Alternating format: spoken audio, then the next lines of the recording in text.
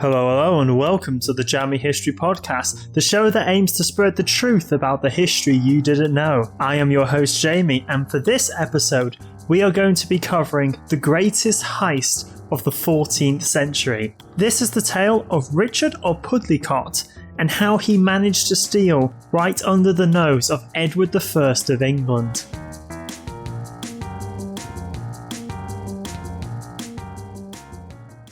But before we get to the episode, it's time for an apology. Guys, listeners, friends, it's been a while, hasn't it? I haven't made an episode in quite some time, and I can only apologise for that. Uni has been hectic as of late, and it's not going to get any easier during this time. But I still wanted to get an episode out while I still could, and so I thought I would talk about a little tale that I'd found that I thought you would all enjoy. I would also like to apologise to good old Richard of Pudlikot himself, because, as I'm sure you're going to find out, I will probably be mispronouncing his name a lot during the course of this episode. It's just one of those names that doesn't roll off the tongue very well. So if I make mistakes, I apologise, Richard. I know you're meant to say it as Pudlikot, but I'll probably make mistakes along the way, and we'll just have to live with it. As you're probably going to find out over the course of this episode, this one will be a little bit more unscripted, just because I haven't had the time to formulate a proper cohesive script. But it allows me to talk in a little more of a loosey-goosey, conversationalist kind of way. So if you prefer this style of podcasting, do let me know, and we'll make it the norm from here on out. But enough about me and all these updates. It's time to talk about what you really want to hear. It is time for the tale of Richard and the Heist.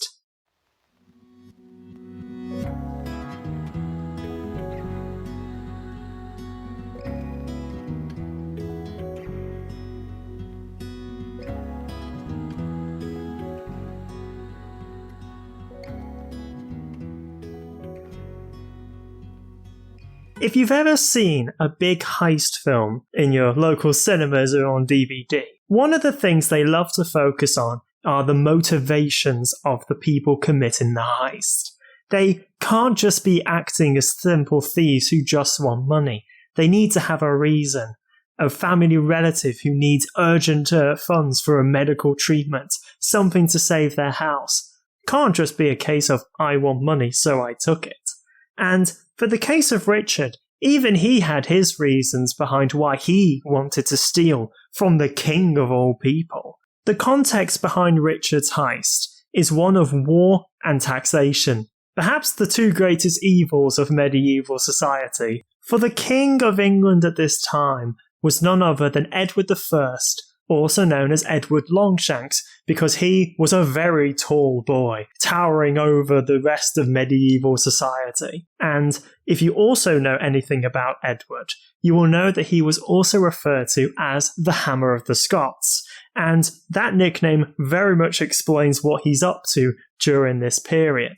About 5 years before the heist begins, Edward marches up north to Scotland so that he can fight the Scots. He's got Scottish nobility to fight. He's got Mel Gibson that he has to fight up there, yelling freedom wherever he goes. He's got a lot on his plate, and it keeps him up there for years and years.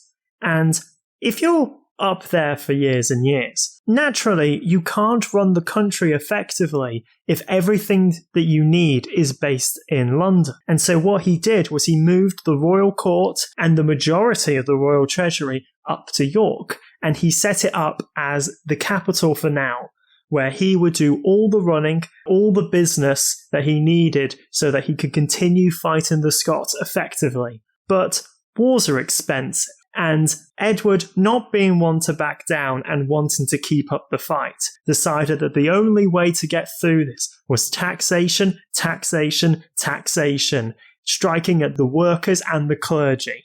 And most people were affected very severely by his taxes in a very futile attempt to keep sending men into the war machine. One of those that was affected very heavily by the taxes was Richard of Pudlikot, who, at the time of Edward's invasions of Scotland, he was actually a clerk working at the royal court, but not up at York. He was still down in London, still working down near Westminster Abbey. And despite what you may think, working in the royal court as a clerk does not exactly give you many bonuses. In fact, it didn't really pay much well at all, and so Richard wasn't able to keep up with the increasing rates of taxation, and so he left his job as a clerk, and instead he became a travelling merchant. He was selling wool and butter across the country. But it turns out he's not a very good merchant, and he struggles to make ends meet amidst the rising taxes and the rising prices. So, what is a simple travelling merchant to do? Richard was still allowed to hang around the royal palace and Westminster Abbey, and one day he saw Edward leaving, once again to go to the north and continue his war against the Scots, and he noticed that there was a ladder just lying around there on the open ground. And so he picked up the ladder and placed it on the side of the chapter house. He then climbed up the ladder and went towards one of the open windows that was just being held open by a cord. He wriggled through the window, and using the cord he lowered himself down into the chapter house, and he saw that there was a very nice silver plate on the side, and so he just picked up the plate, left the chapter house, and went on to sell the plate for some money. And just like that, Richard had just done his first ever heist. And the plate in itself wasn't worth much, or at least not enough to keep him sustained during this time of high taxation. But it got him thinking. If he was able to successfully steal a plate from Westminster Abbey and from the royal palaces, then wouldn't it be possible that he could steal maybe just a little bit more? Maybe something more substantial? Something that could keep him going for longer without having to steal again. And this line of questioning brought Richard to the conclusion that if he planned it out properly, he could rob from the Treasury itself. Now, it's quite a jump to go from stealing one plate to stealing the Treasury, but he had some ideas about how he was going to do it. But Jamie, I hear some of you ask, I thought the Treasury had been moved up to York, and you're partially correct. It turns out that Edward I had two royal treasuries. He had the Treasury at home, also known as the Wardrobe, which was a little section attached to Westminster Abbey, which very much served as an administrative department, and they kept a small amount of the Treasury there, almost as a sort of federal reserve, as one way of putting it. And then they had the Treasury from home, the Treasury on the go as I like to call it, and that is the one he had based up in York, and that's the one that he was using to fund the expensive wars against Scotland. So obviously, trying to break into the one at York would be a bit of an issue, because Edward is there, all the royal guards are there, but the one at Westminster Abbey, the one that was known as the Wardrobe, that one was a little less well guarded. And so Richard concluded that if you were going to steal from one of them, that would be the best one to do it. But he wasn't going to go around this venture alone. He needed a crew. And I hope that Editor Jamie is going to put some great heist-level music at this section as he builds up the crew. And we go through all of the members that were involved in the heist.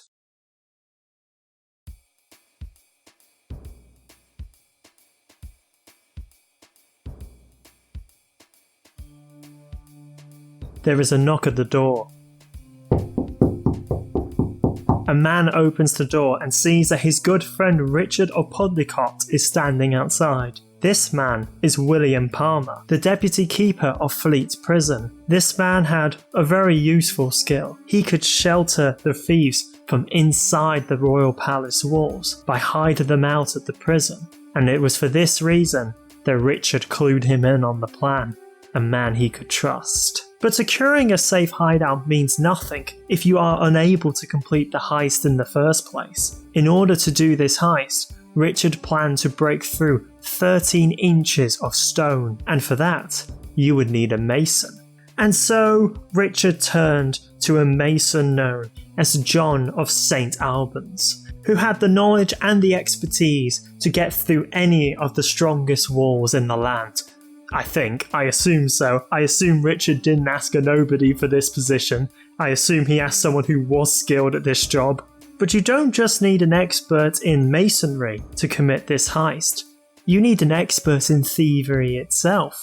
And for that, Richard turned to a man known as John Rippingdale, who already had a reputation for pulling off elaborate heists, although nothing quite as bold as this one was going to be. This man had already earned a nickname through his activities. He was known as the Chaplain, for the amount of times that he had broken into churches and stolen what was inside.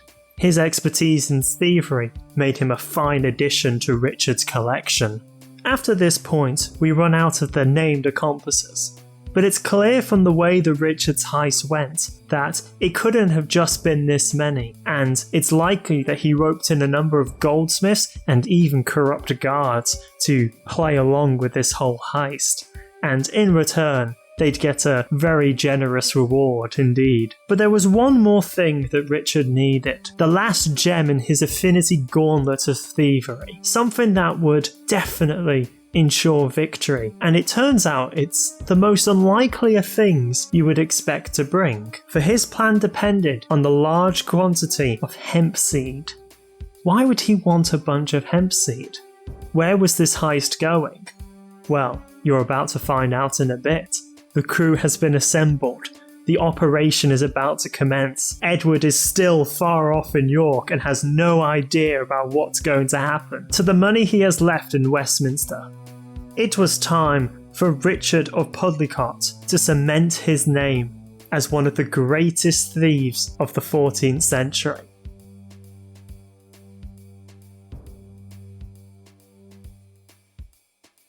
The narrative of what happened on the heist mainly comes from one person, one source, and that is Richard's own account of how he was able to do the heist. The tale begins a couple of months before the actual heist day, and Richard goes over to Westminster Abbey. He goes and stands just outside where the wardrobe would be, and he stands by the wall, and he starts to do a little bit of gardening. This is where all those hemp seeds are going to come into play. He scatters the seeds on the ground, he then packs up his things and he leaves. And he doesn't go back to that spot until April. And it's during those dark nights in April that he goes back to that spot in the courtyard, goes up to the wall, and he begins to chisel away at the wall, bit by bit, breaking a little bit off each night he's there. But Jamie, I hear some of you ask, if you're going to be so bold as to dig a hole in the middle of the courtyard, surely someone would see you, right? But it just so happens that after the few months that he was absent, those plants, those weeds had grown, and they now created a thick enough foliage to cover where Richard had planned to start digging the hole into the wardrobe. It was the perfect cover. But he carries on going bit by bit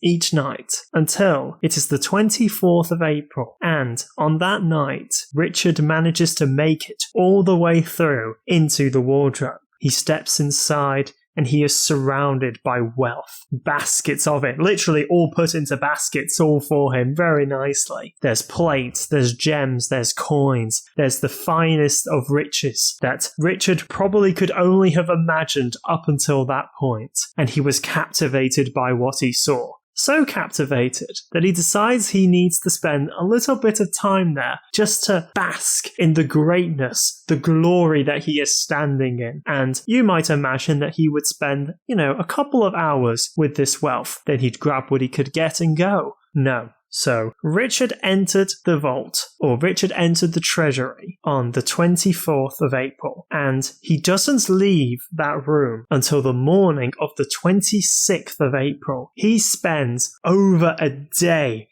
inside that room, just basking in the gold, in the riches. He's loving every minute of this. And I don't blame him He's worked so hard for this moment, but after that time, he grabs what he can of several baskets worth, and he begins to take it out. And over time, he takes away a very substantial amount of money, and he distributes it to his fellow members of the crew, who, although don't play an active role in the actual robbery, it's clear that they must have advised Richard enough on what he was supposed to be doing during this time. They all get their share and they hide out at Fleet Prison for a couple of days until they can start slipping away a little bit more unnoticed over time. And for that, they are free. They've done it. But how much did they steal? Are you ready for this? How much do you imagine they managed to take in this one fell swoop? If you guessed it was £100,000, you would be correct. That is how much Richard took. But with the way that money conversion is, he took £100,000 worth of medieval wealth. In modern day terms, he had managed to take in about £30 billion worth of wealth. And that is just a staggering amount. It's actually 1 year's worth of taxes for Edward. That's how much they managed to steal in one go. That is one hell of a raid, and I respect it a lot. Normally, this is where the heist film would end, with them basking in all the wealth that they had stolen. £30 billion. I'm going to keep emphasizing that number because that is just an insane amount to comprehend. In one go, this poor wool merchant struggling to make ends meet was now one of the richest people in London at the time, probably. But this would be where the film should end. They run off into the sunset, the music begins to blare, but unfortunately for Richard, the story for him doesn't end here, because people notice the fact that there is now £100,000 worth of gold missing from the Treasury. Although they don't notice this right away, it's not an immediate thing to spot. It's not like someone walked in there and saw a massive gap in the pile and go, I think the money's been taken.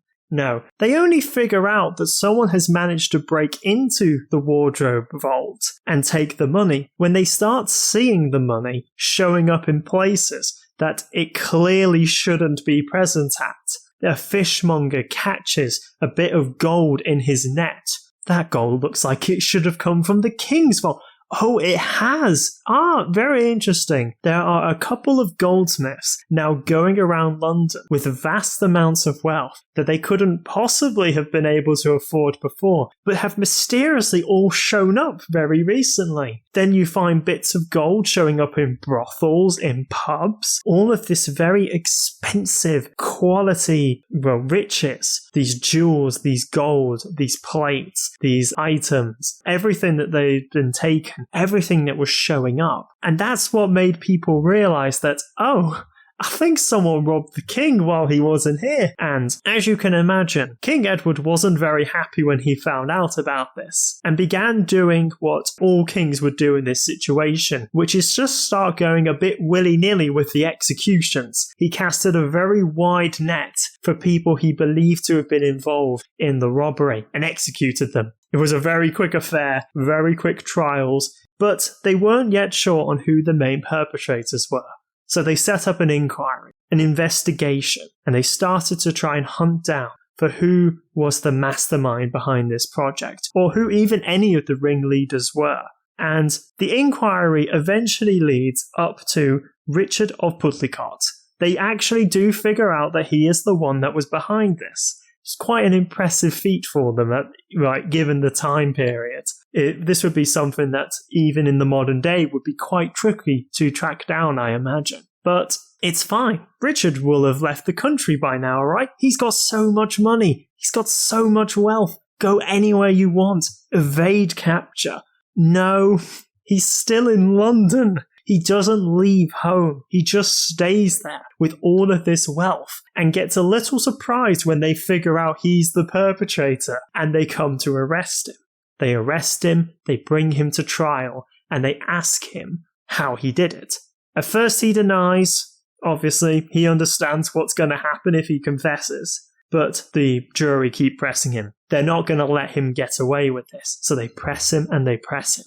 So eventually he does give in, and he gives the account of the robbery that I have just shared with you, that he planted all those bushes, all those weeds. He dug through the wall bit by bit each day and made off with the vast sum of money. Richard of Pudlikot took pride in the fact that it was all him. The whole operation was him. Everything that was done was him. He was the mastermind behind it, and he was the sole participant behind it. And he was very adamant that he was the only one involved. Now, we do know the names of other members involved in the heist, but the narrative with them, there isn't one. There is no narrative where they are actually involved as active participants of the heist. The only one we've got is the one that Richard gives at his trial, and in it, he's clearly edited out all of his fellow compatriots, put in a bid just to keep them alive, because if their names were revealed, then they were obviously going to die as well. So, in that sense, you see a very real honor amongst thieves going on here. Richard refuses to sell out his comrades, which is again a very respectable thing to do. Sadly, it doesn't save him, and he is executed for this crime. And it's a very gruesome death for him. He is hung for this, but to make it worse, he is then flayed, and just as a warning, the legend goes that his skin was then used to decorate one of the doors of Westminster Abbey, just to serve as a reminder for anyone who would dare try to steal from the king. Now, obviously, I'm not so sure that they actually did use his skin to decorate a door, but the idea that they would have done it, or the idea that they did do it, would have spread. The rumour going around of what happened to Richard of Pudlikot when he dared steal from the king. And if you were a prospective thief back then, and you heard that's what happened to Richard, you wouldn't even dare consider doing the same thing for fear of what was going to happen to you if you were caught. And Richard very well could have evaded capture to begin with if he had just left the country, and I'm a bit confused as to why he never did, but it must have been the fatal mistake that led to his inevitable capture. And with that, the saga of Richard of Pudlikot comes to a close, and the legend of his heist would live on.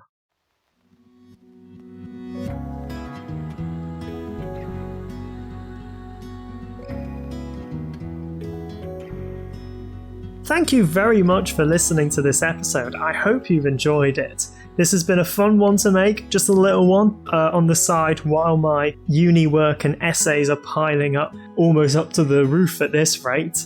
But I do hope to keep up with making episodes whenever I can. Later on this month, I will be doing an episode with Patrick from A Little History podcast, and also from Will and Patrick from the Cloak and Dagger podcast. We're coming together as the Avengers of the podcast world, and when we make the episode, it's obviously going to be a great laugh. So keep your eyes and ears out for that, because when it comes out, I'm sure you will enjoy it. And if you have enjoyed this episode, then please do rate the episode, share it wherever you can, and then I also have social media accounts that you can follow. I have an Instagram, I have a Twitter, I have a Facebook page, all of those will be in the description. I have a YouTube account as well. So be sure to check that out. I upload the podcast episodes on there as well.